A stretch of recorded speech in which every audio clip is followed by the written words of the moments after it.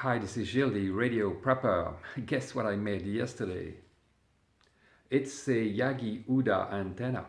I say Yagi-Uda, most people leave Uda out of the deal, but he's the actual designer of the antenna. Yagi is just the guy who popularized it. I didn't quite know what to do for this weekend, and I thought, what do I actually need? Since I've had trouble reaching my local repeater, the little repeater, might as well make an antenna. And I had those rods left over from another build.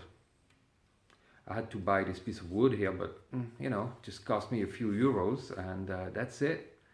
The Yagi-Uda is a very directional antenna, extremely directional actually, which allows you to have gain, more power in one direction.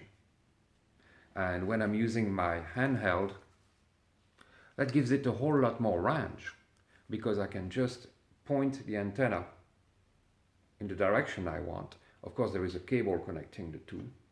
And this way I can have a much extended range with this handheld. Here's the actual design, and I'll put the link to the Yagi designer into the description. This one is for a 12 element. I just used 9 of them. It's in metric. Sorry guys.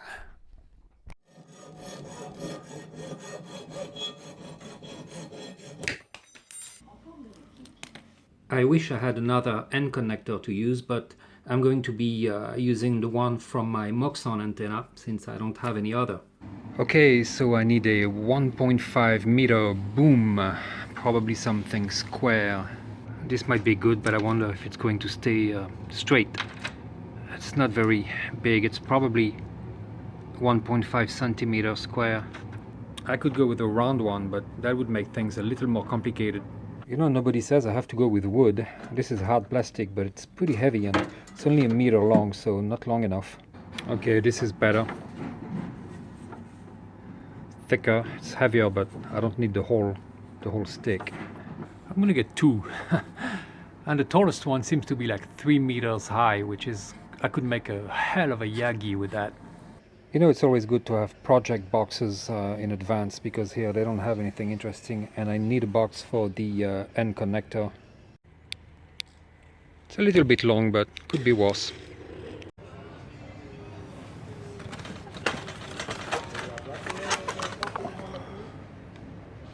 This store doesn't have anything else either. It doesn't look like I'm gonna find a box. I'm gonna have to come up with another way.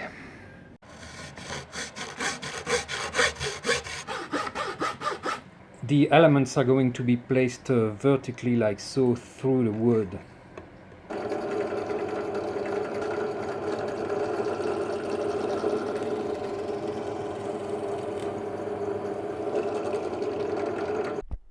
The end connector goes right here. I drilled the holes, and the center of the coax will be soldered here.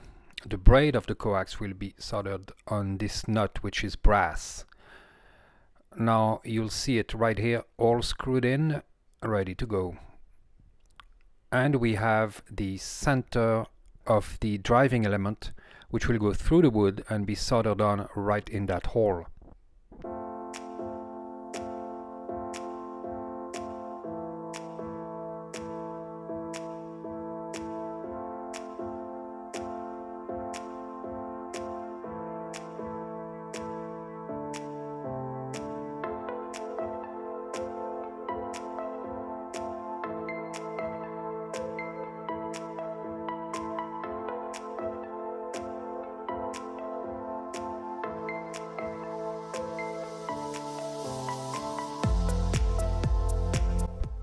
Here I am calculating half of the element length and subtracting half of the width of the boom, so I can mark the place where it will enter the wood.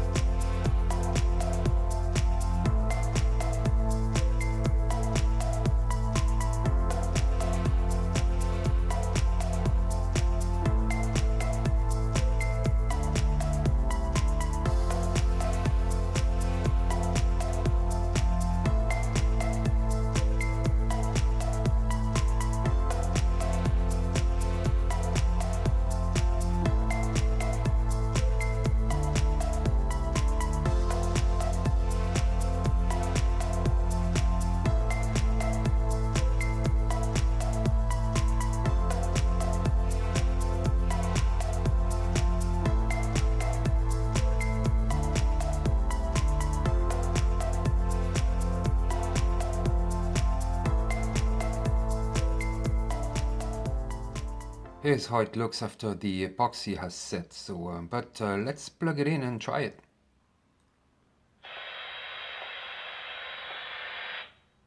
Extremely directional.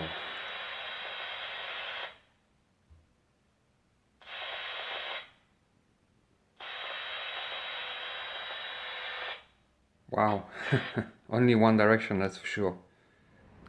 With this antenna, usually I can't reach the repeater here, so let's try.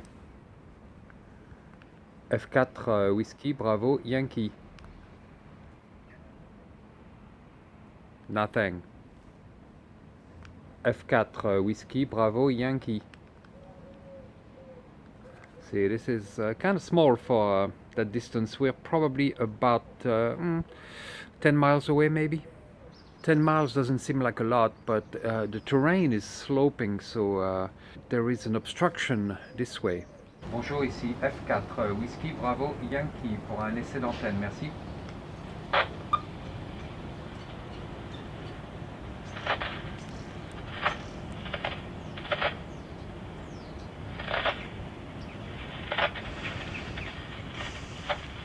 F4 Whiskey Bravo Yankee pour un essai d'antenne. It's really directional.